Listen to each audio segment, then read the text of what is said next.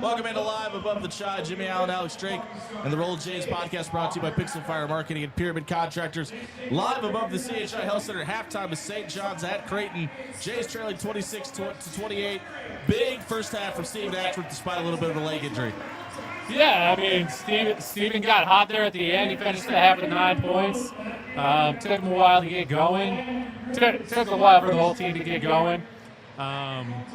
Fedor Zugic only had a couple of minutes, but he had 2 drives to the basket that both led in points. One was a tip dunk by Ryan Kalkbrenner, and then he had a great pass to Frederick King, who got fouled and made 1 of 2 free throws.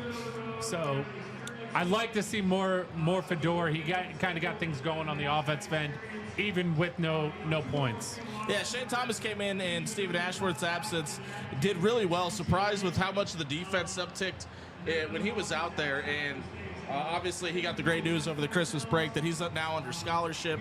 I was really impressed with how the defense flowed while Shane Thomas was out there. Obviously, Steven Ashworth's going to give you the offense that you need. He's hit a ton of big shots already in this first half. Gave Creighton the first lead that they had in this game. But I was really impressed with how the defense flowed with Shane Thomas out there. Yeah, I think Steven brings you a different element on the defensive end.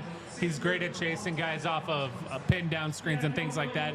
Shane Thomas, despite what he might lack on the offensive end, I think he brings a lot on the defensive end for a game like this with his size and strength, and gives you a little bit more. But, Steven had a couple of great back taps for steals that one ultimately led to his short injury.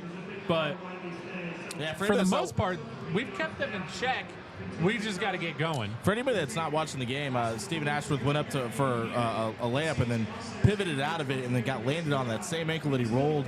Was it against Nebraska where he got the injury, right? Was it the Nebraska game that he had hurt? Yeah, I couldn't tell if that was an ankle or he was worried about his knee getting caught. Or... No, I watched back. The St. John's player landed right between his ankle and the calf, so it landed right on top of it. But he went to the locker room for about a minute and a half, came back out and got back on the court in the second half. The one thing that's plaguing the Jays through the first half, through the first 10 minutes, they had 6 points and 8 turnovers. That's not going to win you a whole lot of games. They have 11 now, but the offense has been clicking since then. Yeah, the offense has really gotten going.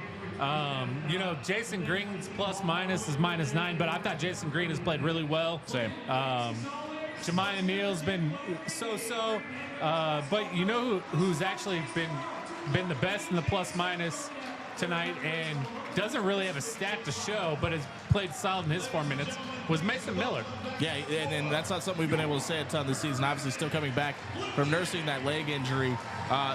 You talked about Jemiah Neal. He's somebody that they need to give them offensive productivity. Right now, he's got 0 points through 16 minutes. He needs to I expect Mac to go to him early to try to get him heated up for the second half. Sorry, I couldn't hear you. Got a little loud in here. But yeah, Jemiah Neal needs to get going on the offensive end. He's done a decent job facilitating.